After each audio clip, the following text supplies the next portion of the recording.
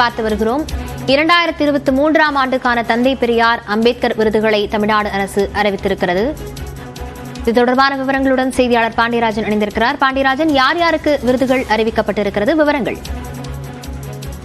லாவண்யா, தமிழ்நாடு அரசு ஒவ்வொரு ஆண்டும் சமூக நீதிக்காக பாடுபவர்களை சிறப்பு செய்கின்ற வகையில் சமூக நீதிக்கான தந்தை பெரியார் விருது மற்றும் அதே போல அம்பேத்கர் விருதுகளை வழங்கி வருகிறது. அதன் அடிப்படையில் இந்த வருடத்துக்கு, அதாவது கடந்த 2023ஆம் ஆண்டிற்கான சமூக நீதிக்கான தந்தை பெரியார் விருதுக்கு சமூக நீதி கண்காணிப்பு குழுவினுடைய தலைவர் சுப வீரபாண்டியன் அவர்கள் தேர்வு செய்யப்பட்டிருக்கிறார். அதே போன்று ஆதிதிராவிடர் மற்றும் பழங்குடியின மக்களினுடைய முன்னேற்றத்திற்காக அரும்பாடுபட்டு வரும் தமிழ்நாட்டைச் சேர்ந்தவர்களை ஊக்குவிக்கக்கூடிய வகையில் ஆண்டுதோறும் டாக்டர் அம்பேத்கர் விருதானது வழங்கப்பட்டு வருகிறது. அந்த வகையில் 2023ஆம் ஆண்டிற்கான டாக்டர் அம்பேத்கர் விருதுக்கு மார்க்சிஸ்ட் கம்யூனிஸ்ட் கட்சியைச் சேர்ந்த சண்முகம் அவர்கள் தேர்வு செய்யப்பட்டிருக்கிறார்.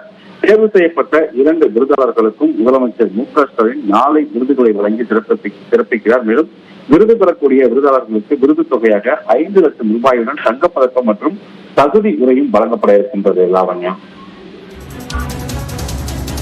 விவரங்களுக்கு நன்றி பாண்டியராஜன்.